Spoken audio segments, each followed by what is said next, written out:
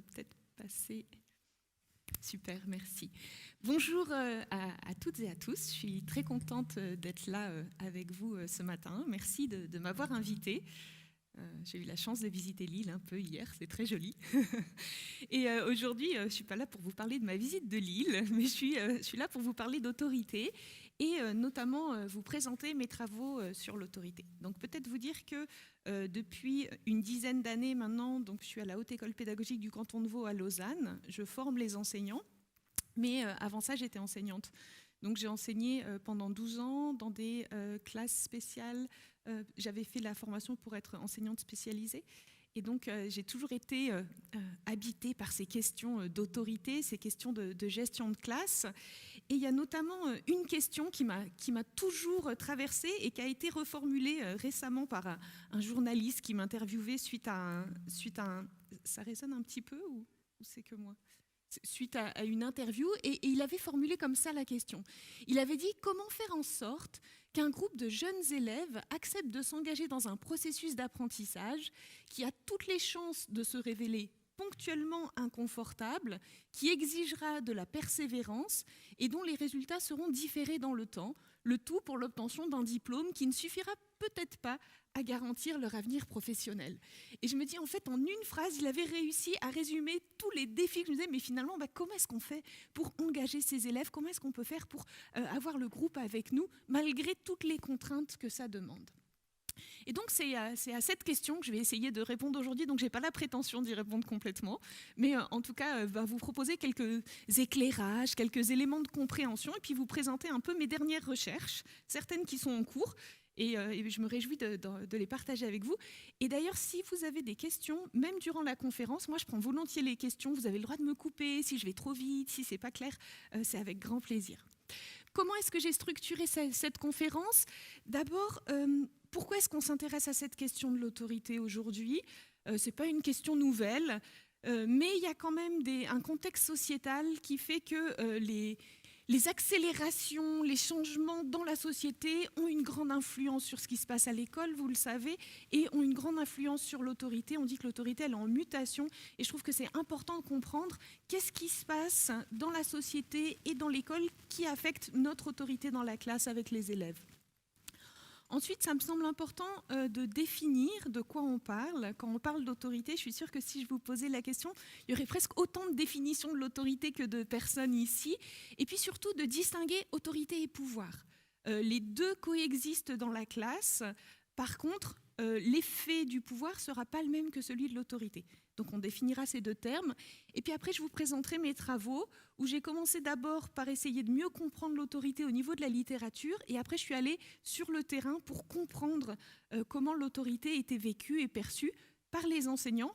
Et là, tout récemment, par les élèves. Et puis je finirai par voir quelle implication ça a par rapport à l'école et par rapport à la formation. En quelques mots, qu'est-ce qu'on pourrait faire maintenant pour mieux se former à la question de l'autorité? Voilà, c'est le programme de cette conférence. Donc d'abord, qu'est-ce que l'autorité? C'est vrai que quand je me pose la question, j'aime bien regarder dans la société, qu'est-ce qu'on dit de l'autorité? Et donc, ce que j'ai fait juste avant cette conférence, j'ai tapé sur Google Images « autorité à l'école ». Et regardez les 4 premières images qui sortent.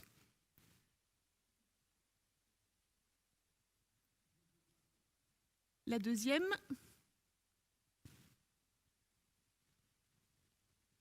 La troisième.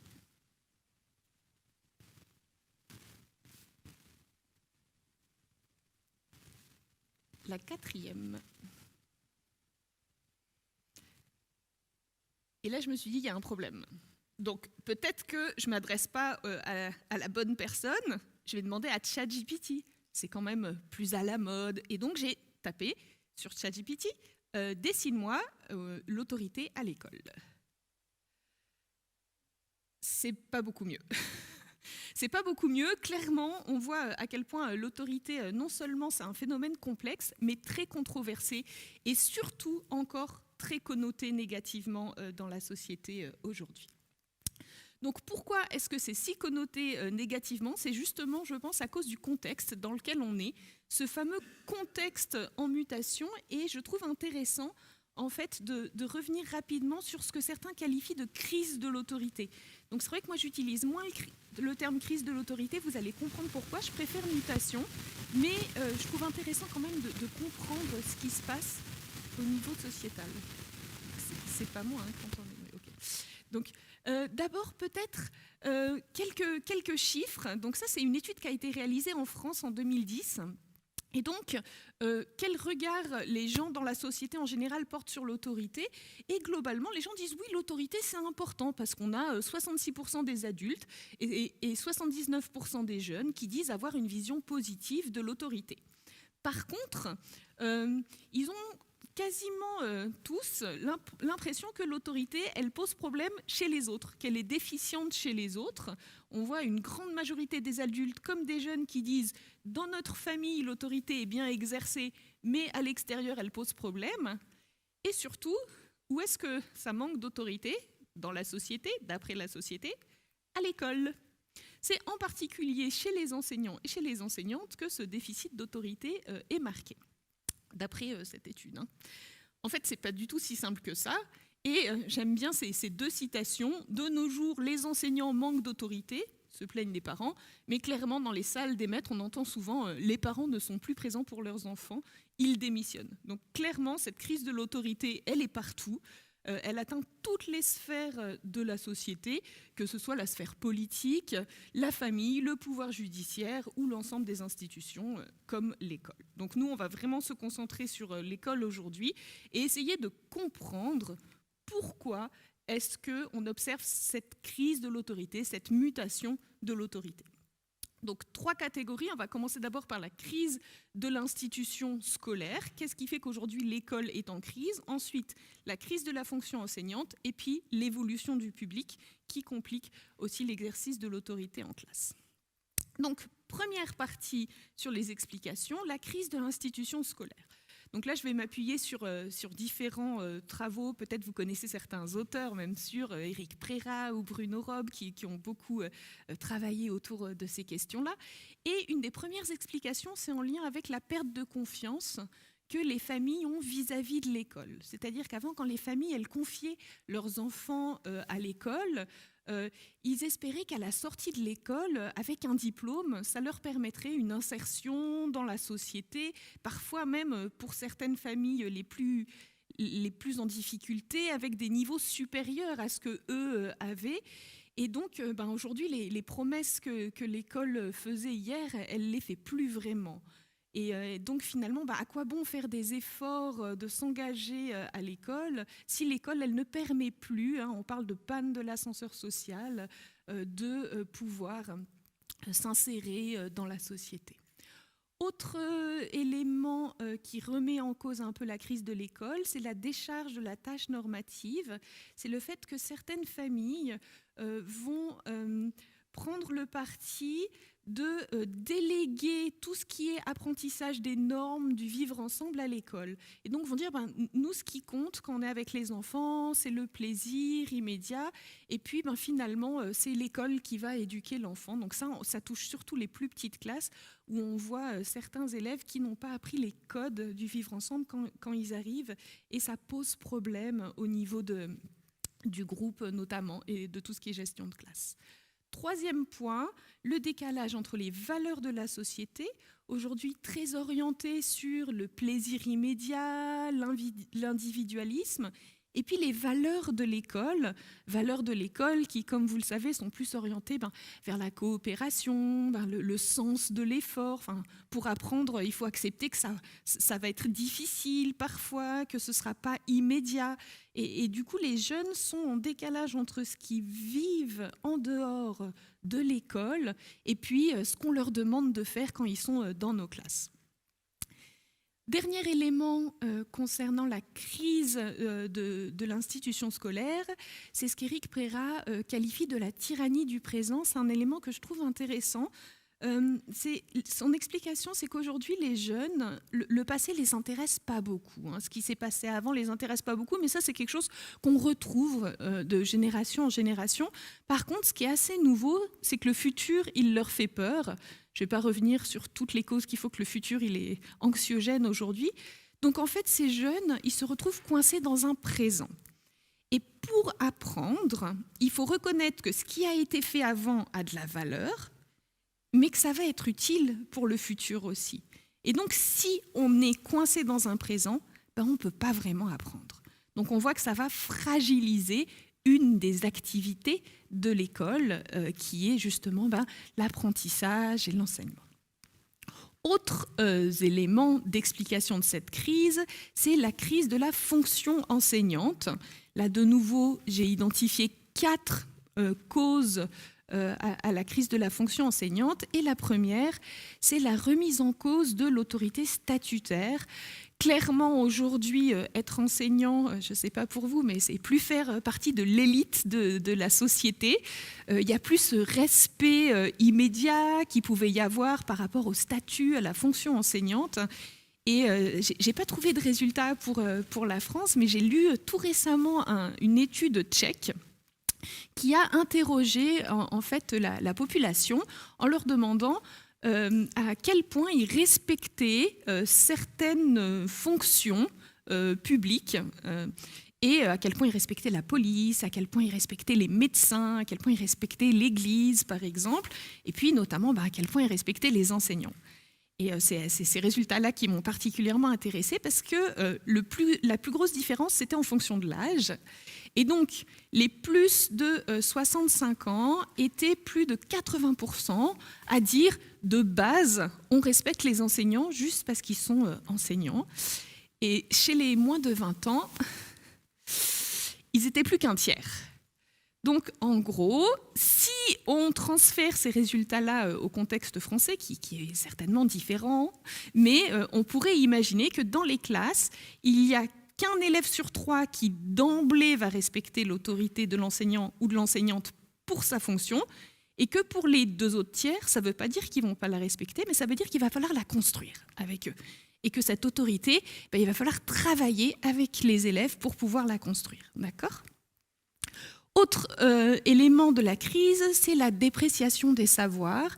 C'est le fait que les savoirs avant, ils étaient disponibles seulement à l'école ou alors dans quelques manuels à la bibliothèque. Aujourd'hui, je ne vous apprends rien si je vous dis que les savoirs ils sont disponibles partout. On voit que l'intégration des intelligences artificielles augmente encore cette dépréciation des savoirs qui, en plus, deviennent des savoirs relatifs. Ça complique énormément la chose et donc, du coup, on perd une de notre qualité, une forme en fait de supériorité qu'on avait, c'était cette détention du savoir. Donc, si on n'a plus la détention du savoir par rapport au reste, ça va être compliqué de pouvoir exercer notre autorité. L'influence du juridisme à l'école, le fait que les familles, par exemple, n'hésitent pas à avoir recours au pouvoir judiciaire pour contester certaines décisions, c'est quelque chose qu'on observe de plus en plus. Donc clairement, ça va fragiliser l'autorité enseignante. Et puis le 4e point, qui est un peu une conséquence de tous ces éléments, c'est que certains enseignants, certaines enseignantes vont se dire si mon autorité n'est pas reconnue d'emblée, si les savoirs finalement que je dispense, ils sont accessibles ailleurs, alors je vais refuser d'exercer mon autorité. Et c'est ce que Bruno Robb appelle l'autorité évacuée ou transférée. Je reviendrai rapidement dessus. Le problème, c'est qu'on sait que dans une équipe enseignante, dans une école, l'autorité des uns est liée à l'autorité des autres. Et que si une personne refuse d'exercer son autorité, ça va avoir un effet sur l'autorité des autres aussi. Donc on voit bien que ça va fragiliser encore la question de l'autorité. Dernier point par rapport à cette crise. Promis, après j'arrive avec des choses plus positives. Mais d'abord, je pose les choses et après, on cherche des solutions. Mais donc, autre élément qui va compliquer cet exercice de l'autorité, c'est l'évolution du public dans les classes.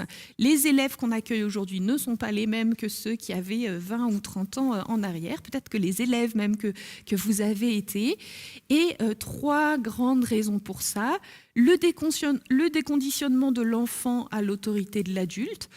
Aujourd'hui, l'obéissance n'est pas la valeur principale enseignée dans les familles. Donc on a des enfants qui vont remettre en question, qui vont chercher à avoir le sens de la demande avant d'y répondre. Et c'est quelque chose qui ne touche pas seulement les enfants. Nous, en tant qu'adultes aussi, l'obéissance n'est plus quelque chose qui va forcément de soi. On questionne avant, on réfléchit avant de répondre. Autre élément en lien avec le changement de public, c'est l'hyperconnectivité des jeunes. De nouveau, je ne vous apprends rien, mais bien sûr que ça va avoir un effet sur notre autorité en classe. On sait que cette hyperconnectivité, il y a de plus en plus d'études qui s'intéressent à ça, qui montrent les effets non seulement sur la concentration, sur la façon d'apprendre, sur les centres d'intérêt.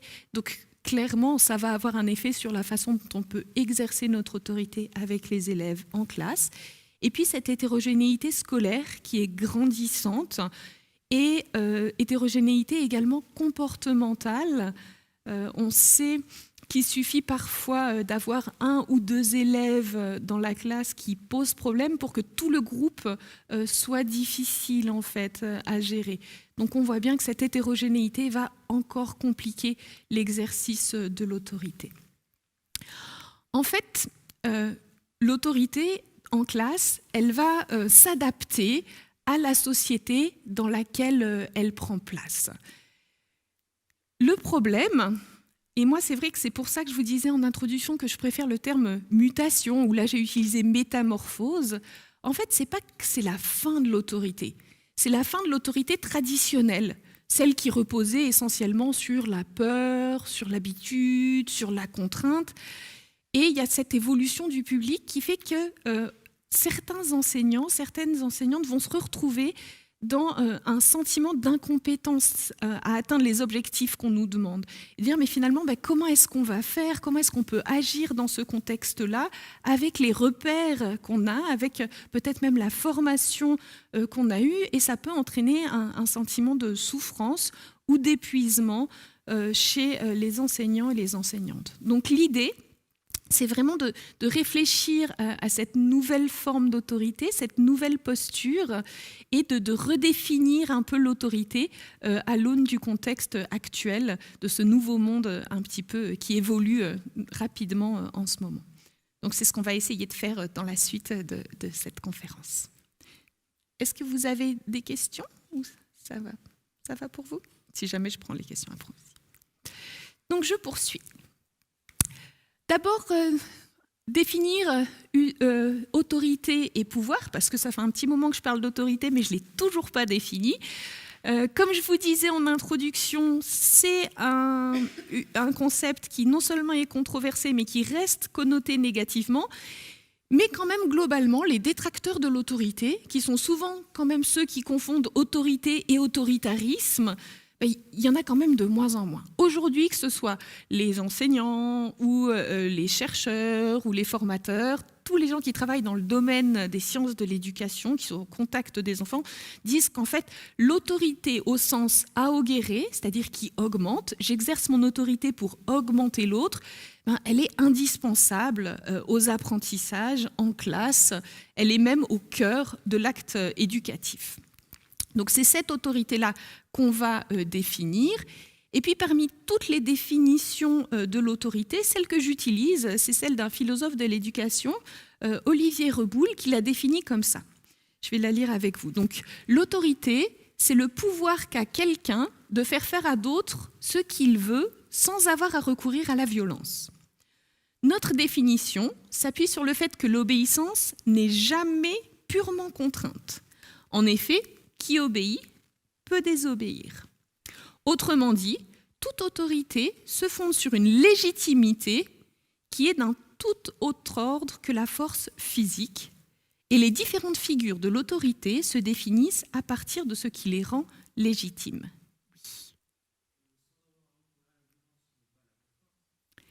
Et on va voir justement ce qu'il y a derrière. Et bien sûr, et la contrainte. S'il y a contrainte, s'il y a soumission, ce n'est pas de l'autorité. Vous avez complètement raison.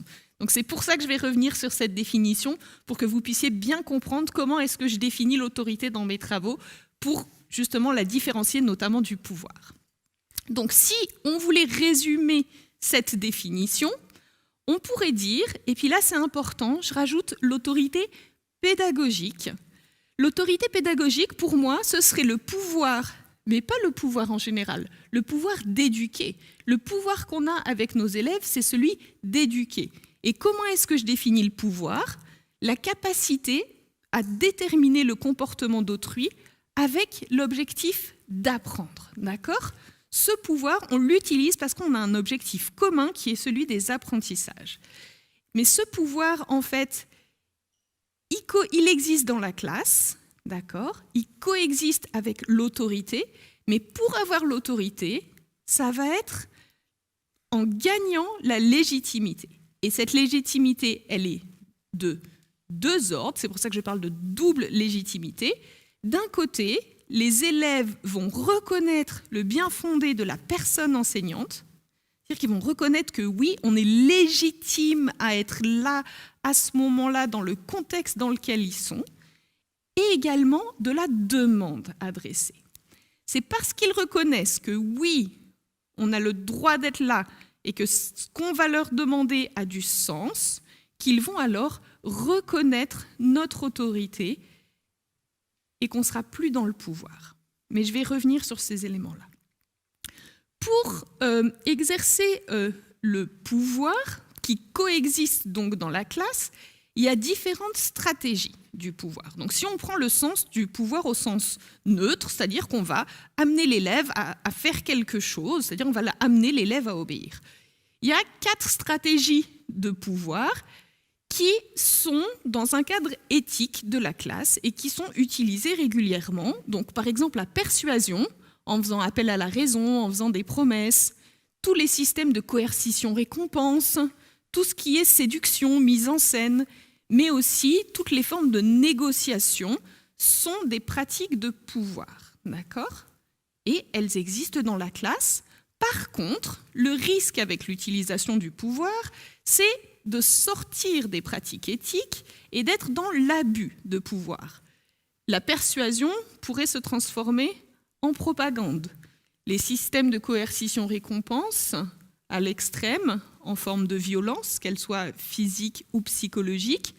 La séduction, si elle n'est pas accompagnée d'un vrai objectif d'apprentissage et de développement de l'autre, pourrait se transformer dans une forme de démagogie. Et puis, avec la négociation, on peut très vite tomber dans la pression ou la menace qui sort du cadre éthique de la classe. D'où l'importance, notamment, de privilégier justement l'autorité. Et si on revient, en fait, à notre définition, l'autorité est égale au pouvoir d'éduquer plus la double légitimité, alors en fait, cette autorité, elle va nous permettre de ne plus utiliser les tactiques du pouvoir. Ces 4 tactiques du pouvoir que je viens de vous présenter. Si on a l'autorité, on va pouvoir, grâce à la légitimité que les élèves y vont nous accorder, ça va nous permettre d'exercer une autorité et d'éviter tout ce qui est séduction, contrainte, comme vous disiez, ou menace pour influencer la conduite ou la pensée des élèves. Et pourquoi c'est important notamment d'exercer cette autorité? C'est parce qu'en fait, si on exerce l'autorité, alors on aura un climat de classe beaucoup plus positif.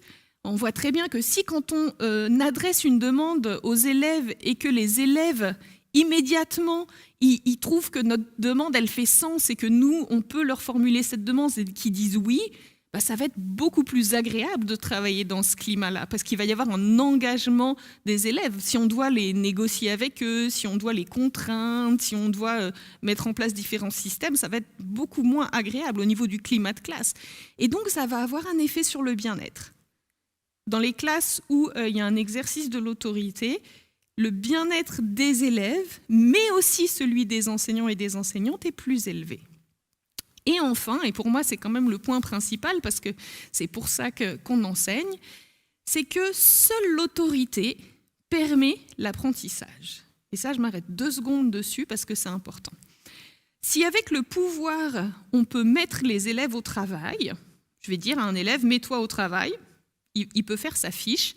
Apprendre, c'est un acte libre. Apprendre, c'est un engagement des élèves. On ne peut pas contraindre un élève à apprendre. Donc il n'y a que l'autorité qui permet l'apprentissage. Je ne sais pas si c'est clair pour vous. Ouais. Ok. Pour le dire encore autrement, pour être sûr que ce soit bien compris, j'aime bien définir comme ça pouvoir et autorité. Donc l'enseignant fait usage du pouvoir si la réponse de l'élève à sa demande est fondée sur une soumission à l'une des 4 stratégies, persuasion, négociation, système de coercition, récompense et séduction, et l'enseignant ou l'enseignante exerce son autorité si la réponse de l'élève à sa demande est fondée sur la reconnaissance de la légitimité et le bien fondé de cette demande. L'élève, dans ce cas-là, va s'engager à faire librement ce que son enseignant ou son enseignante lui demande. Et ça fait écho à la phrase de Hannah Arendt qui disait que l'autorité implique une obéissance dans laquelle les hommes gardent leur liberté. Donc on est vraiment en cohérence avec les travaux d'Arendt qui dataient déjà, mais qui sont complètement d'actualité. Ce qui est important, en fait, si on parle d'autorité, c'est de situer sur un axe de verticalité. Donc, si on imagine une relation complètement à gauche, très horizontale, complètement à droite, très verticale, donc avec une asymétrie grandissante, on aurait à gauche ce dont j'ai parlé tout à l'heure, qui est l'autorité évacuée. Ces enseignants qui refusent d'exercer leur autorité. Ce que Bruno Robb dit, c'est qu'en fait, l'autorité, elle n'est jamais évacuée parce que de toute façon, elle existe, donc elle va être transférée. C'est-à-dire que les enseignants qui refusent d'exercer leur autorité, ils donnent le pouvoir à d'autres de prendre l'autorité. Parce que l'autorité, elle existe de toute façon. Donc elle va être transférée peut-être au sein de la classe ou peut-être à d'autres institutions avec des messages qui sont différents des nôtres. Et tout à droite, on aurait l'autorité autoritariste, qui est l'autorité traditionnelle dont je parlais aussi au début, qui elle est une forme de domination très verticale. Nous, ce qu'on va viser en classe, c'est vraiment l'autorité pédagogique avec quelquefois des appels au pouvoir qui sont les pratiques éthiques qu'il y a dans la classe. Dans l'autorité pédagogique, il y a la recherche du consentement de l'élève. J'aime bien utiliser le terme consentement pour parler d'autorité pédagogique, mais cette recherche du consentement, elle se fait dans le cadre de limites non négociables. Dans le pouvoir, c'est les stratégies dont je vous ai parlé. Et puis pour moi, l'autorité évacuée et l'autorité autoritariste sont toutes les deux des formes non éthiques en classe. L'autorité évacuée parce qu'en fait, en refusant d'exercer son autorité, on ne fournit pas le cadre nécessaire aux élèves pour apprendre. Pour apprendre, il faut un cadre sécurisant et là, il n'y a pas les conditions pour pouvoir apprendre. Et l'autorité autoritariste parce qu'en fait, c'est un abus de pouvoir, une forme de domination qui contraint l'élève, qui empêche l'autonomie et qui permet non plus pas d'apprendre. Donc vraiment, on va essayer de favoriser cette autorité pédagogique et puis on va regarder justement, parce que l'enjeu principal de l'autorité éducative, c'est de garder le lien en toutes circonstances. Et c'est ça qui est difficile. C'est-à-dire que quand tout va bien, être en relation avec les élèves, ça va. Mais quand ça pose problème, l'enjeu, il est de garder le lien, parce que l'autorité autoritariste ou l'autorité évacuée, il y a un abandon dans les deux cas de la relation d'éducation. Et nous, ce qu'on va chercher, c'est à garder ce lien avec les élèves.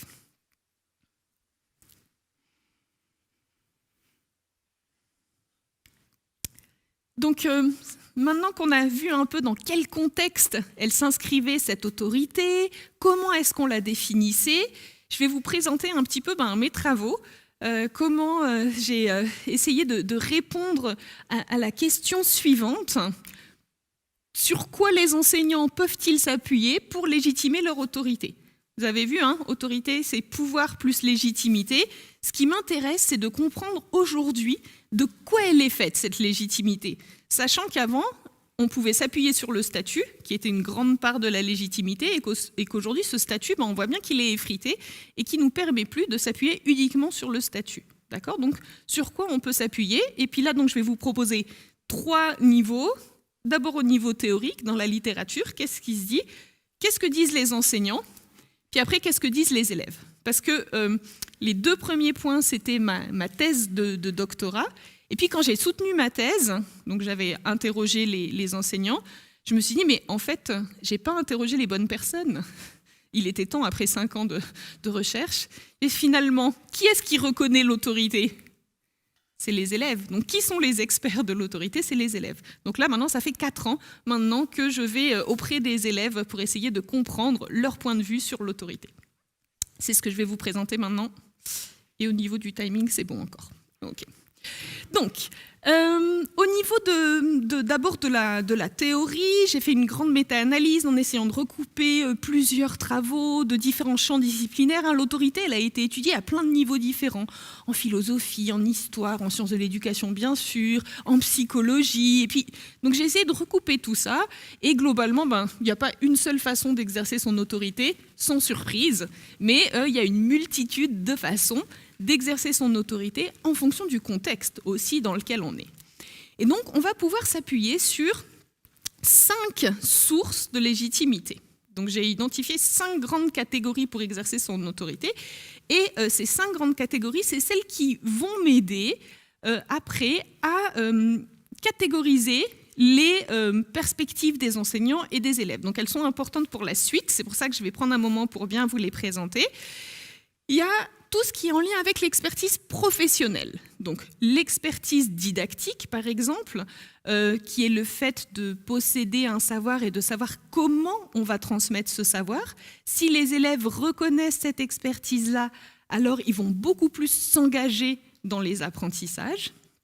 Mais il y a aussi tout ce qui est en lien avec l'expertise relationnelle, la capacité de l'enseignant ou de l'enseignante à construire des relations positives avec ses élèves, mais aussi des relations positives entre élèves, tout ce qui est gestion de dynamique de groupe. On sait que plus un groupe fonctionne, plus on va pouvoir exercer une autorité positive avec nos élèves.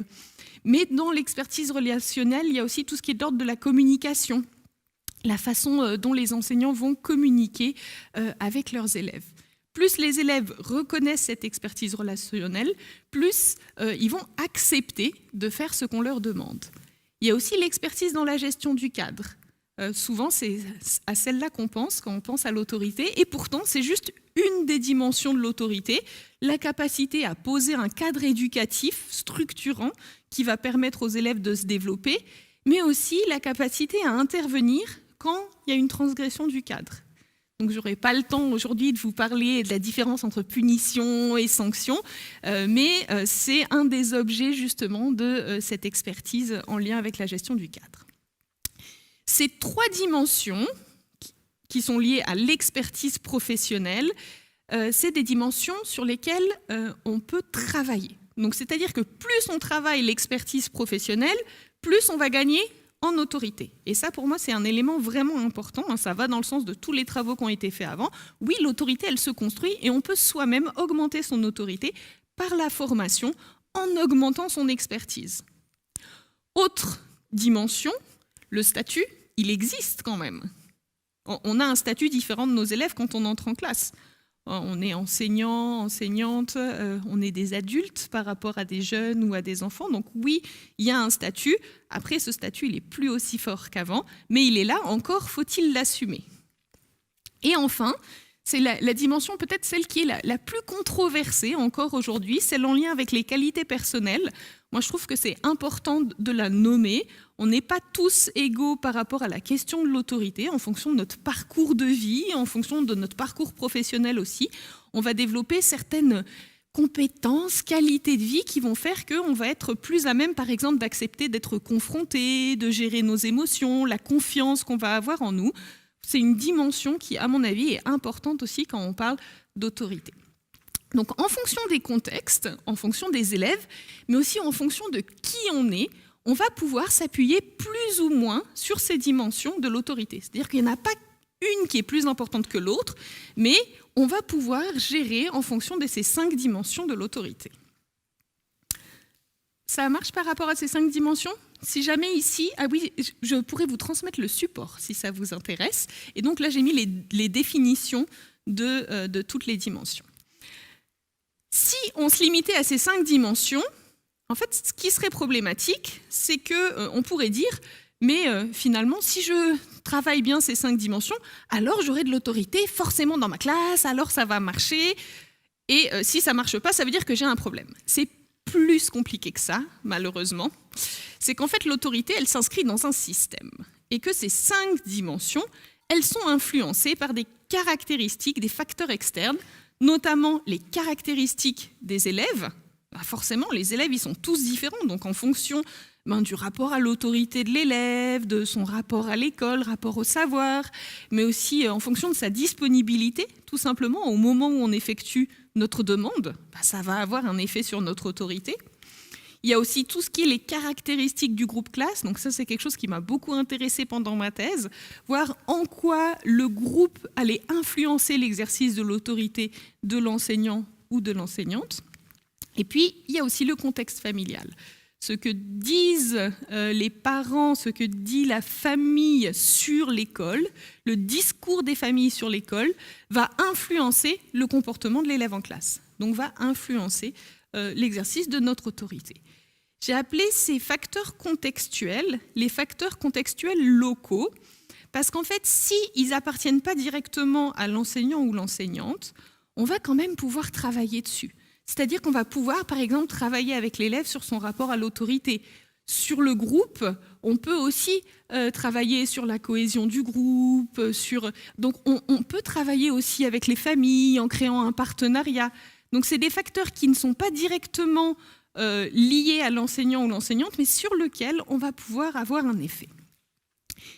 Et comme c'est encore plus compliqué que ça, l'autorité, il y a aussi, et puis vous vous en doutez parce que j'ai commencé avec ça, tous les facteurs contextuels, institutionnels et sociétaux qui vont influencer l'autorité dans notre classe.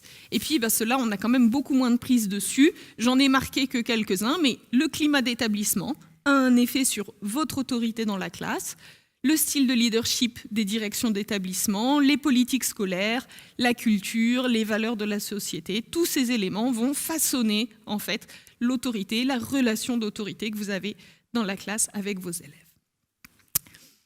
Donc ça, c'est au niveau théorique. Maintenant, je me suis dit, maintenant qu'on a dressé ça, allons voir, comme je vous l'ai dit, du côté des enseignants, pour essayer de voir qu'est-ce qu'eux ils disent de cette autorité, comment elle se construit en fait cette légitimité.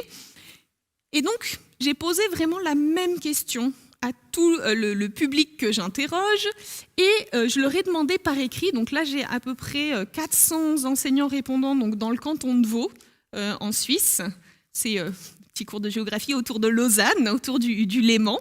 Et j'ai eu à peu près 400 répondants. Et là, c'est autant des enseignants novices, des enseignants en formation, des enseignants plus expérimentés, et puis tous les niveaux. Donc, c'est-à-dire du primaire à la fin de la scolarité obligatoire et même post-obligatoire. Et donc, je leur ai demandé exactement la même question.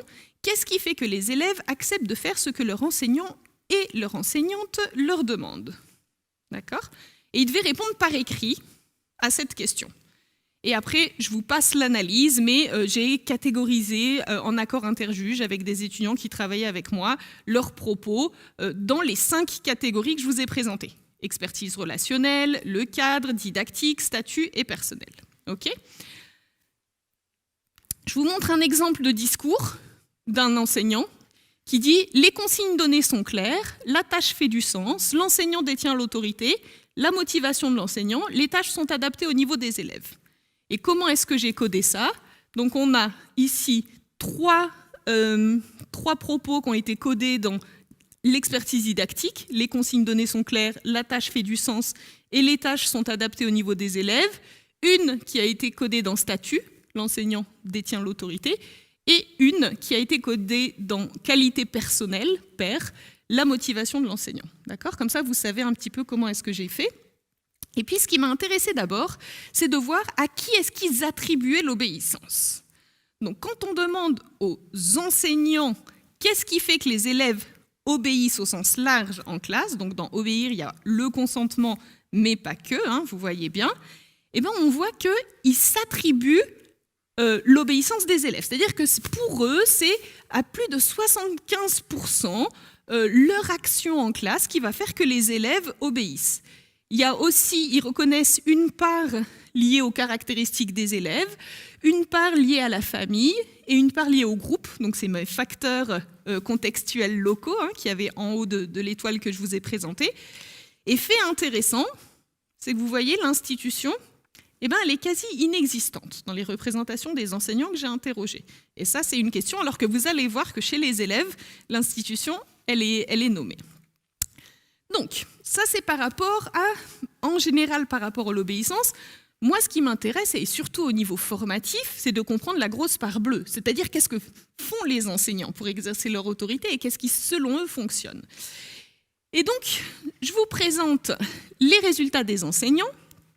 Pour les enseignants, la dimension la plus importante pour exercer leur autorité, c'est la dimension didactique. C'est leur expertise didactique qui va leur permettre d'engager les élèves. Petite parenthèse, on a essayé de regarder s'il y avait des différences entre enseignants en fonction primaire, secondaire. Globalement, ça change un petit peu, mais les proportions, l'importance des dimensions restent les mêmes. Donc, les enseignants, quels qu'ils soient, considèrent dans le canton de Vaud que c'est l'expertise didactique qui est la plus importante pour exercer leur autorité. En deuxième, l'expertise relationnelle, le statut. Le cadre, c'est celle qui est la moins importante, les dimensions personnelles, et puis un petit peu de pouvoir dans la classe, ce qui correspond à ce à quoi je m'attendais.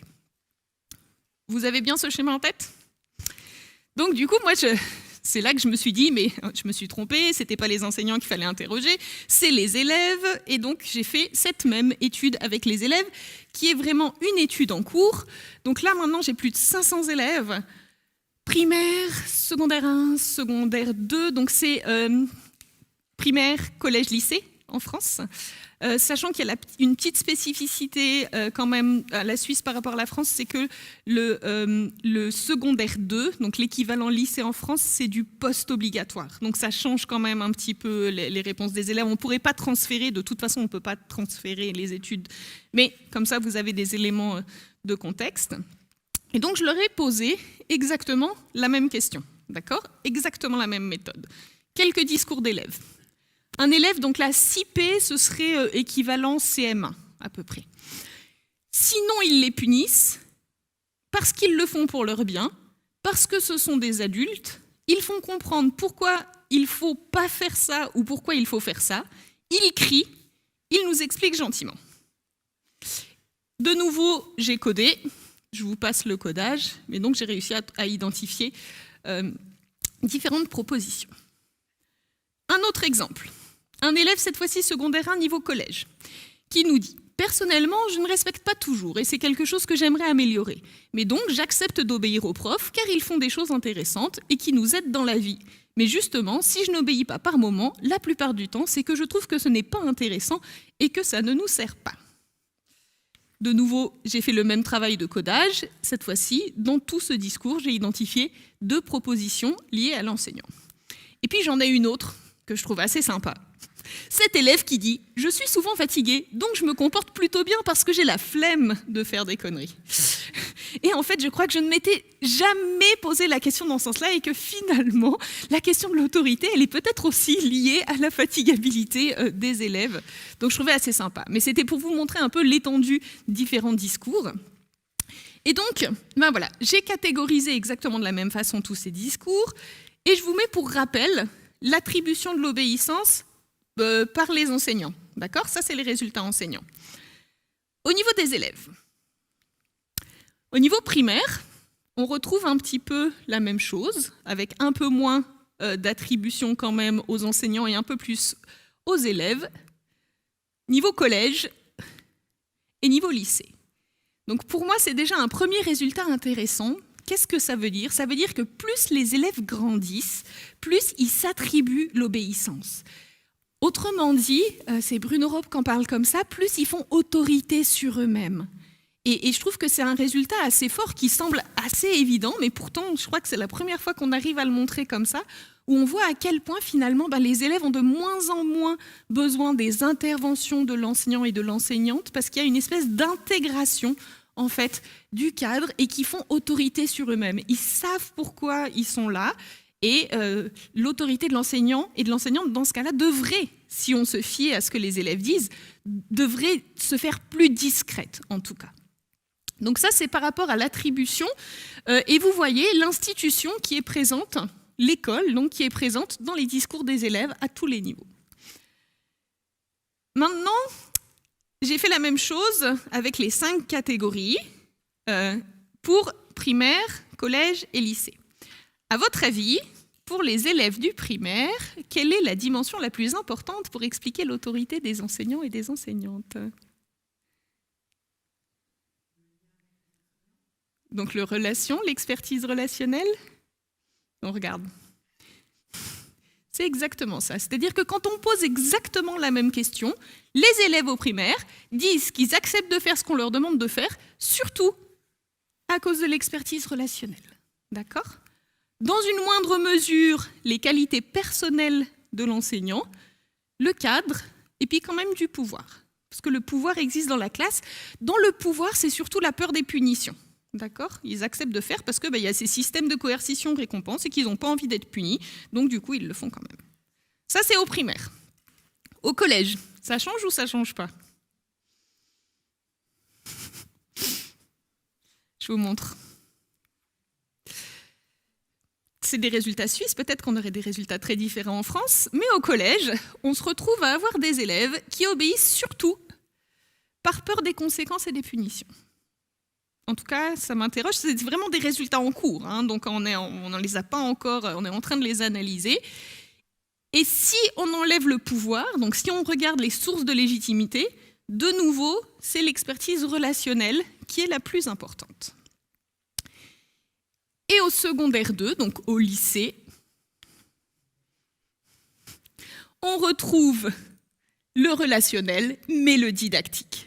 Avec là où on voit l'importance en fait de cette expertise didactique, une diminution du pouvoir. D'accord ? Donc ça, je trouve que c'est des résultats vraiment intéressants. Et puis peut-être, avant de conclure et puis de vous montrer les enjeux pour la formation, regardons ce qu'il y a derrière, je ne vais pas toutes les faire, mais regardons ce qu'il y a derrière l'expertise relationnelle. Qu'est-ce que les élèves disent d'important dans cette dimension relationnelle ? D'abord, il y a tout ce qui est, donc je les ai mis par ordre d'importance, il y a tout ce qui est communication. Les élèves disent l'importance de cette capacité à instaurer une communication bienveillante, stimulante, adaptée, avec de l'écoute et l'humour. L'importance de l'humour dans la classe. Si vous saviez le nombre d'élèves qui font le lien entre autorité et humour, c'est vraiment impressionnant. D'ailleurs, mes prochaines recherches, là, je suis en train de réorienter pour travailler sur la question de l'humour et pourquoi cet humour est si important quand il s'agit d'autorité. Donc, ce sera l'objet d'une autre intervention peut-être. Et autre élément en lien avec cette expertise relationnelle, tout ce qui est lié à l'éthique, capacité à manifester du respect. Les élèves, en fait, comme je disais tout à l'heure, ils ne nous respectent pas forcément d'emblée, ils vont respecter parce qu'ils se sentent respectés. Donc comment est-ce qu'on peut manifester notre respect aux élèves, notamment avec tout ce qui est les questions de justice relationnelle, la question des besoins des élèves, se sentir pris en compte, c'est quelque chose qui ressort beaucoup, la relation de confiance, mais ça je pense que Marie t'en parlera après, et puis tout ce qui est proximité relationnelle. Et là, c'est intéressant parce que je suis en train en ce moment d'aller creuser, parce que ça, c'était des résultats donc écrits. Et pour essayer de mieux comprendre ces résultats, maintenant, je fais des entretiens avec les élèves. Et j'essaye de comprendre un petit peu ce qu'ils voulaient dire là. Et la question de la proximité relationnelle est vraiment, je ne sais pas comment dire, mais difficile à mettre en place, parce qu'elle elle varie beaucoup en fonction des individus. Et il n'y a pas les mêmes besoins, mais en général, ce qui ressort, c'est j'ai envie d'avoir un enseignant qui s'intéresse à moi, mais pas trop non plus, un enseignant qui parle de lui, mais pas trop non plus. Enfin, c'est cet équilibre à trouver, parce qu'un enseignant ou une enseignante qui raconte sa vie à un moment donné, voilà, moi je veux travailler, je ne suis pas là pour ça. Mais pourtant, d'avoir des éléments, donc c'est de trouver ça, et je trouve que c'est intéressant à explorer. Je vous montre aussi juste par rapport à l'expertise didactique, qu'est-ce qu'eux ils disent de l'expertise didactique. Donc c'est des compétences en lien avec les contenus pour que ces contenus soient présentés de manière variée, plaisante et intéressante, utile et avec du sens, c'est vraiment leur mot que j'ai repris, adapté à leur niveau et à leurs besoins. Ils soulignent l'importance d'avoir un réel apprentissage. Si je viens là, c'est parce qu'à la fin, j'ai vraiment envie d'apprendre. Donc si j'ai l'impression que je ne vais pas apprendre, à quoi ça sert finalement d'obéir. Et certains, donc là ce serait plutôt les plus grands, avec des objectifs clairs, explicites, on sait où on va. Et il y a quand même le fait qu'il détient le savoir, mais vous voyez, c'est assez anecdotique finalement de détenir le savoir, donc ça correspond avec ce qu'on observe dans la société et mon premier constat. Et puis, qui apporte de l'aide, qui explique bien, qui est organisé, ça c'est surtout pour les plus grands. Un prof qui est organisé, où il y a de la structure dans son cours, ça c'est quelque chose qui les aide en fait à suivre et qui fait participer les élèves. D'accord ? Comme je vais vous donner mon support après, je ne vous les fais pas tous, vous pourrez aller voir, et puis ça me permet de conclure pour respecter le temps. Et donc, la question que moi je me pose en tant que formatrice aujourd'hui, c'est mais qu'est-ce que je peux faire de tous ces résultats ? Alors d'abord, c'est bien de connaître, mais qu'est-ce qu'on en fait ? Donc ça me permettra de conclure. D'abord, peut-être la première chose que je trouve intéressante, c'est que finalement, l'autorité, elle ne suffit pas à expliquer l'obéissance des élèves. Et on voit bien qu'en plus de l'autorité, il y a du pouvoir. Moi, la question du secondaire 1, donc du collège, avec cette grande barre de pouvoir, elle m'interroge beaucoup et je me dis, mais voilà, comment on peut travailler là-dessus ? Mais que cette autorité, elle dépend aussi des caractéristiques des élèves, des familles, du groupe de pairs, de l'institution. Ce qui est sûr, c'est que même s'il y a tous ces éléments-là, on voit très bien, que ce soit dans les réponses des élèves ou des enseignants, que c'est quand même les enseignants et les enseignantes qui contribuent le plus à cette question de l'autorité. Donc ça veut dire que ça confirme le fait que c'est à nous de construire cette autorité avec les élèves, parce que c'est très fort dans les perceptions des uns et des autres. Donc en fait, on va construire cette légitimité avec nos élèves, et notamment en travaillant l'expertise professionnelle. Parce qu'on voit que plus on a une expertise professionnelle qui est forte, plus ça va augmenter notre autorité. Mais peut-être là, juste 2 secondes, dans l'autorité, je ne sais pas si vous avez perçu cette différence, c'est qu'en fait, il ne suffit pas d'être expert, mais c'est comme s'il fallait faire la démonstration de cette expertise. Parce que pour que les élèves reconnaissent notre expertise, il faut qu'ils la voient. Et parfois, cette expertise, elle est implicite. Et je pense notamment à l'expertise didactique qui est quasiment inexistante des représentations des élèves les plus jeunes. C'est parce qu'en fait, ils n'ont pas la mesure de cette expertise-là. Et je me dis qu'il y a peut-être quelque chose à travailler à ce niveau-là. Quelque chose qui me semble important, et notamment justement au niveau collège, c'est interroger cette question du pouvoir. Est-ce que les élèves ont une représentation très élevée du pouvoir parce qu'elle est plus existante dans leur classe, ou est-ce que c'est à un moment donné où il y a plus besoin de ça pour eux ? Voilà, surtout ce qui m'interroge, c'est les conséquences que ça a sur la qualité de l'enseignement. S'ils ont l'impression qu'eux, ils obéissent par peur des punitions, au niveau des apprentissages, vous voyez, c'est un peu problématique. Deuxième point, c'est ces différences en fonction de l'âge quand même des élèves, que je trouve très intéressantes. Plus ils grandissent, plus ils s'attribuent l'obéissance, plus ils font autorité sur eux-mêmes.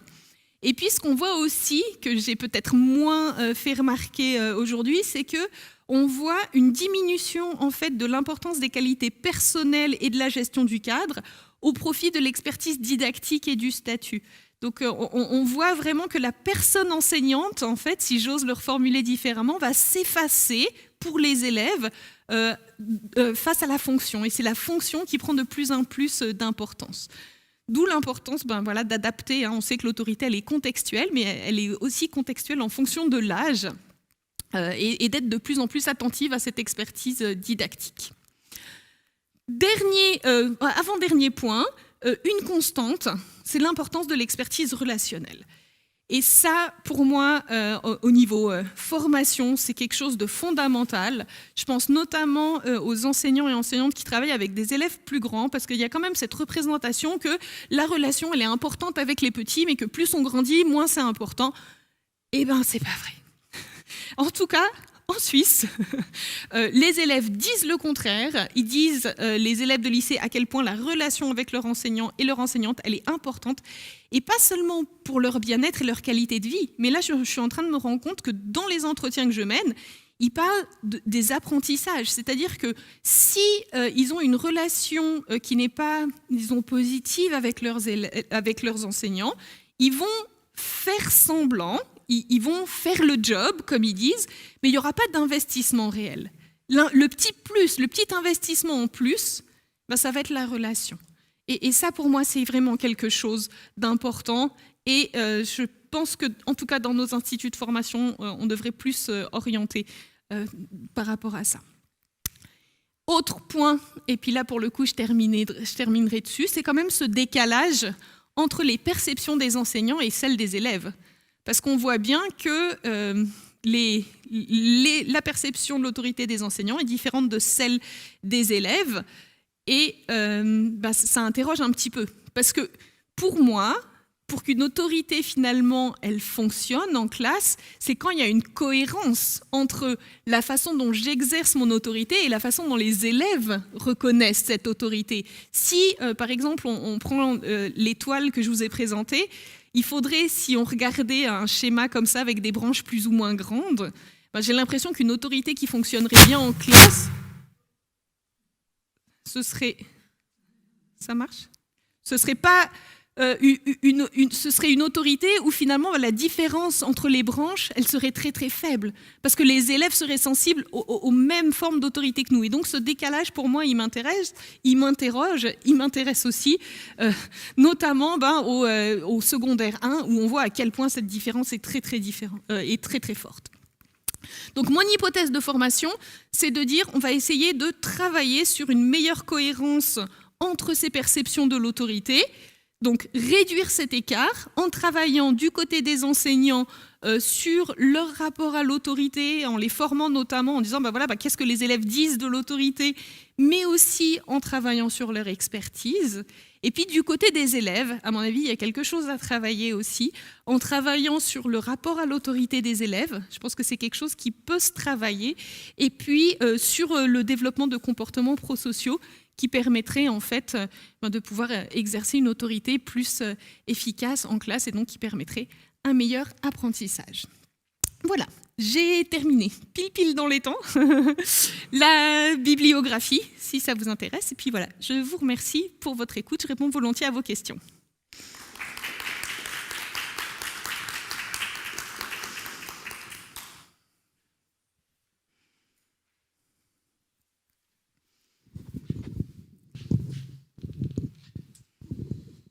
Merci beaucoup, je pense, pour cette explication extrêmement claire. Alors évidemment avec le cas du canton de Vaud, mais en fait la réflexion excède largement et je pense que tout le monde, ça a pu résonner avec les préoccupations de chacun, chacune, ici et à distance. On a évidemment un peu de temps pour les questions certainement nombreuses. La première est quelquefois la plus difficile à poser, mais je laisse évidemment la parole à la salle. Je ne sais pas si on a des questions en ligne, je ne suis pas sûr pour l'instant. En tout cas. Et je vous passe le micro. Parlez bien dans le micro à chaque fois pour que les personnes en ligne nous entendent. Je me demandais quels étaient les points de vigilance en début de carrière, justement, quand on n'a pas encore toutes ces expertises que vous avez citées. C'est une très très bonne question. Et on voit que l'autorité, elle se construit avec l'expérience. Donc, c'est-à-dire et l'expertise. Donc, ça veut dire que si on a moins, je ne connais pas très très bien la formation actuelle, parce que je sais que ça change assez régulièrement, mais si par exemple, quand on commence, je vais vous parler de là où je suis, de ce que je connais, d'accord ? Donc on pourrait dire que par exemple, les jeunes enseignants suisses, quand ils sortent de la HEP Vaud, ils ont moins d'expertise peut-être dans la gestion du cadre de la classe. Par contre, l'expertise didactique, elle a été plus travaillée. Donc c'est-à-dire qu'au début de leur carrière, ils vont surtout mettre l'accent sur ce qu'ils maîtrisent, parce qu'également, en fait, quand on maîtrise les choses, ça va augmenter par exemple la confiance en soi.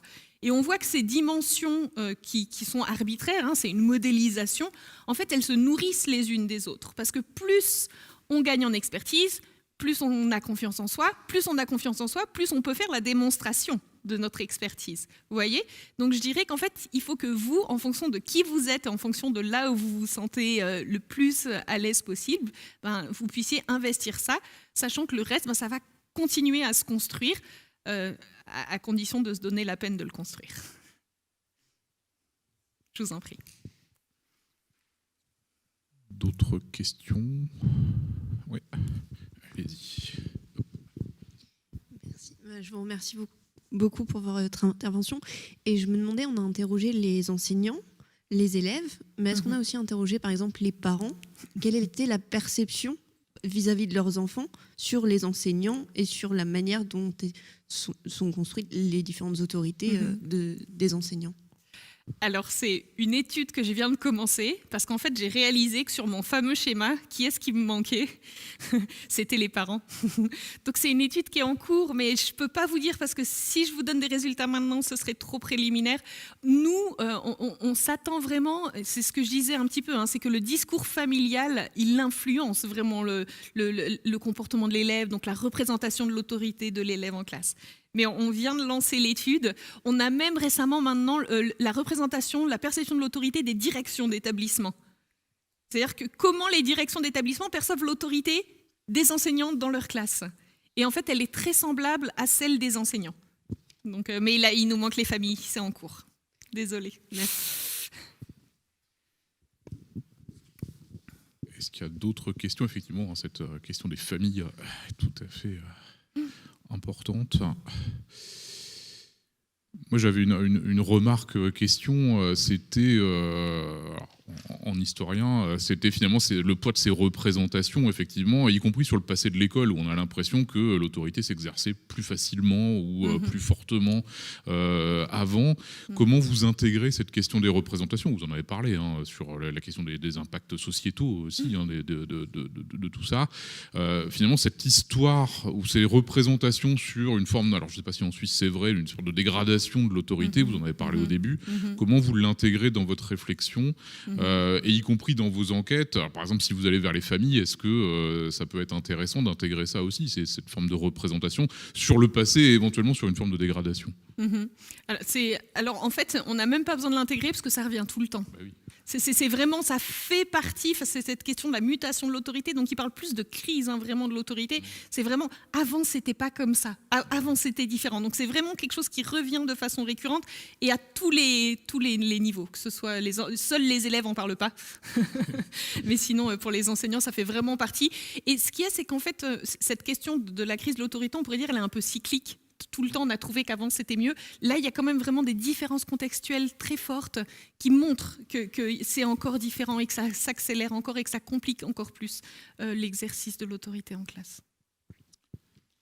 Et j'avais peut-être aussi une question, mais plus méthodologique ici, parce que parmi celles et ceux qui sont présents et celles et ceux qui nous écoutent ou qui nous suivent en ligne, certains préparent des mémoires de recherche à visée professionnelle. Et du coup, j'avais une question sur la méthodologie. Et notamment, vous avez évoqué en passant la méthodologie des juges. Ouais. Et j'aurais bien voulu, parce que je ne suis pas sûr que ça fasse sens pour tout le monde, si vous pouviez expliciter un tout petit peu ce que ça recouvre. Avec plaisir. En fait, l'idée derrière ces accords interjuges, c'est de diminuer la subjectivité au moment où on va coder les propositions. Donc, on avait ces discours qui étaient vraiment, comme je vous ai montré, différents types de discours. Ils étaient très hétérogènes. Il y en a, ils sont trop longs, donc je ne vous les ai pas mis, mais ils avaient 10 minutes pour répondre. Donc, c'est-à-dire qu'il y en a qui écrivaient quasiment une page entière de réponses, avec des choses plus ou moins en lien avec la question, d'ailleurs. Donc, d'abord, en fait, la première étape, ça a été de trier dans les discours les propositions et d'identifier vraiment les propositions qui répondaient à la question. Donc ça, on l'a fait en équipe, c'est-à-dire que j'ai travaillé avec 2 ou 3 étudiants en fonction des études, et puis on identifiait, on sortait les propos, comme ça on appelait ça des propositions. Et puis ensuite, une fois qu'on avait identifié toutes les propositions de tous les discours, on travaillait individuellement sur un codage, c'est-à-dire qu'on travaillait chacun de notre côté, on prenait les mêmes données et on les codait. On disait, quand l'enseignant dit « l'élève obéit parce que je détiens le pouvoir », moi, je le code dans expertise didactique. Quand l'enseignant dit, donc on a fait ça chacun de notre côté, d'accord ? Et ensuite, on s'est vu pour une séance d'accord interjuge où on a comparé nos codages. Donc, on a comparé nos codages. On a, quand on était d'accord, ça posait pas de problème. Quand on n'était pas d'accord, on en discutait. Pourquoi est-ce qu'on n'est pas d'accord ? Pourquoi est-ce que toi, tu l'as mis là ? Et décider où est-ce qu'on le mettait et en notant à côté quelle était la règle du codage. Parce que si on n'avait pas été d'accord cette fois-ci, on risquait de ne pas être d'accord d'autres fois. Et puis, en fait, peut-être vous dire qu'au fur et à mesure de l'étude, les définitions, elles se précisent et il y avait de moins en moins de désaccords. Mais au début, des désaccords, il y en avait énormément, notamment entre les dimensions personnelles et relationnelles. Elles sont très liées, en fait, ces deux dimensions. Et donc, il a fallu vraiment qu'on se mette, nous, c'est des règles arbitraires, hein, des règles arbitraires de codage pour qu'on puisse se mettre d'accord. Et donc, une fois qu'on avait fait tout ça, on a compté le nombre de fois où on était en désaccord, en fait. Et ça donne, en fait, un coefficient qui s'appelle là le kappa de Fleiss. Et ça nous permet en fait de mesurer la validité du codage et du modèle. C'est-à-dire que plus ce kappa de Fleiss est bas, c'est-à-dire moins il y a de désaccords, autrement dit, plus ça veut dire que le codage, il a du sens. Ça veut dire qu'on était globalement d'accord et que du coup le modèle, il a de la validité.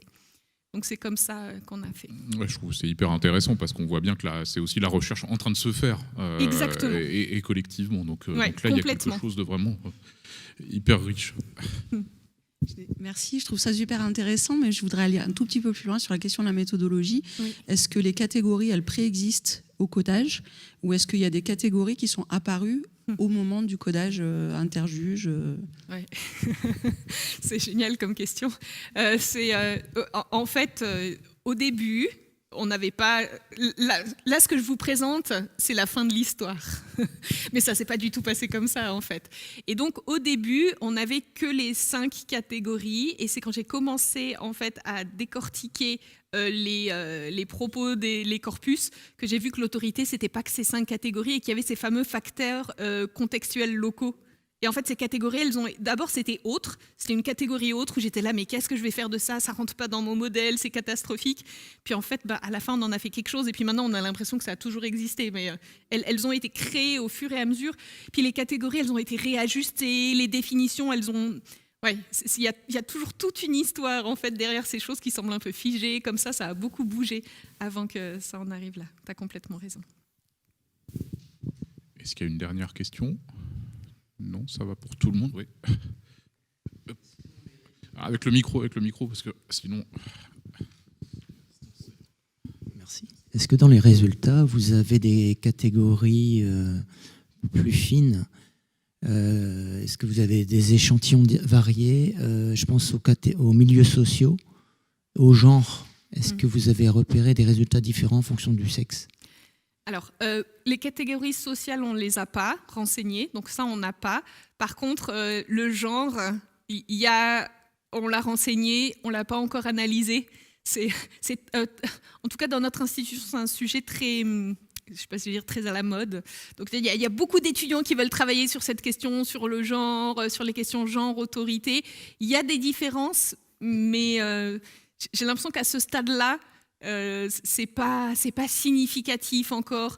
Ce qui est sûr, peut-être, ça c'est un résultat, je pense, parce que j'ai travaillé avec une étudiante de mémoire de master dessus, c'est que quand on regarde au niveau des enseignants et des enseignantes, la fameuse étoile que je vous ai présentée, en fait, il n'y a pas un qui a plus d'autorité que l'autre vis-à-vis des élèves, mais par contre, la façon d'exercer l'autorité est différente. Et les dimensions sur lesquelles s'appuient les enseignantes sont plus liées, par exemple, à la relation et au didactique, alors que les enseignants auraient plus tendance, dans l'étude qu'on a faite, à s'appuyer plutôt sur le statut ou sur le cadre. Donc, on a des différences comme ça, mais c'est des études vraiment préliminaires. Mais du point de vue, en tout cas, des élèves, ça c'est intéressant, ils ne font pas la différence dans leurs propos, homme ou femme. Il n'y a pas parce que c'est un homme, ou pas dans les études qu'on a encore.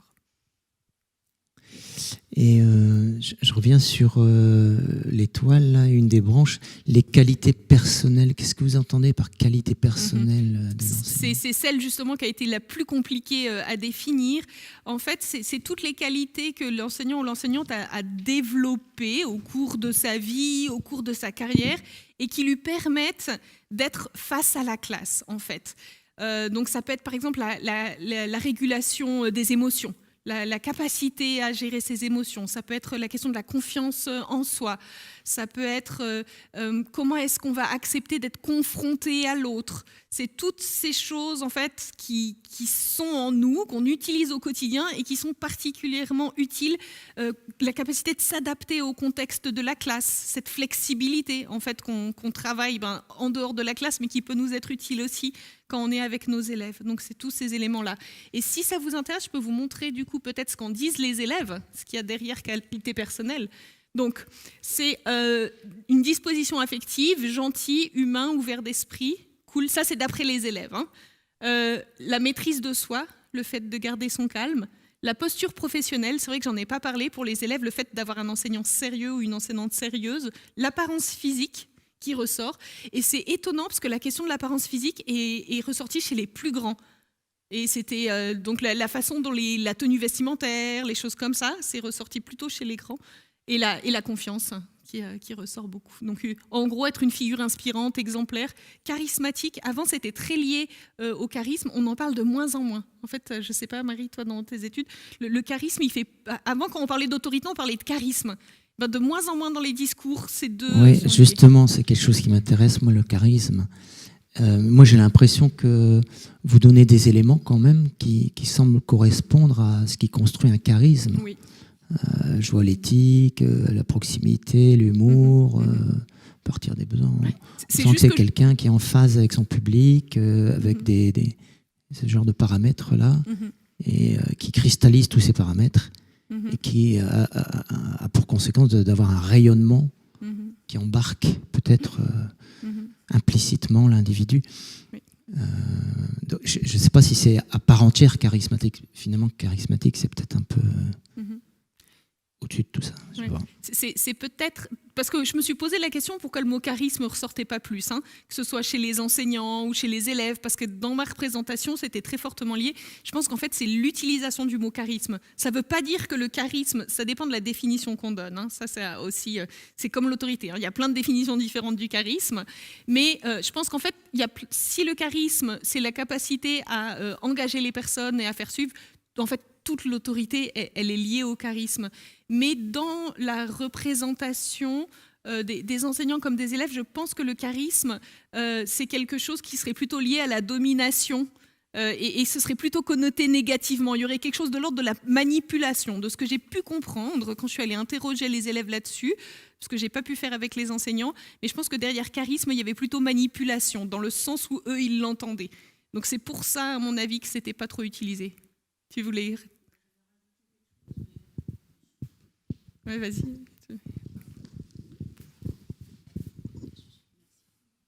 Comment ? Ce sera le mot de la fin. Alors, c'est peut-être pas à moi de le laisser, le mot de la fin, mais non, moi, je rajouterais quelque chose par rapport à cette notion de charisme, c'est qu'il y a une dimension un peu magique derrière le charisme, et surtout cette conception que l'autorité est naturelle, que le charisme, c'est une dimension personnelle au sens de naturel. Quelque chose, on l'a pas. Il y a des gens charismatiques, il y a d'autres personnes qui sont moins charismatiques.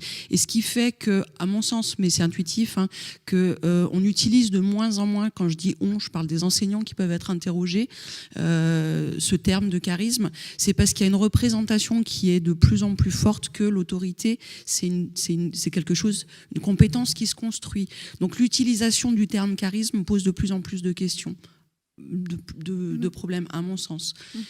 Et après, à partir du moment où on commence à demander à la personne de définir quelles sont précisément les dimensions qui font qu'il a de l'autorité ou qu'un enseignant a de l'autorité, du coup, le terme charisme qui est trop général peut pas suffire, et donc on en arrive à parler, là je parle des enfants, mais voilà, le fait qu'il soit gentil, le fait qu'il s'énerve pas dans la classe, qu'il a l'air sérieux, etc. C'est une manière de donner un peu les déterminants de cette globalité que serait le charisme, mais avec en moins l'idée que c'est quelque chose qui est magique et surtout naturel, peut-être.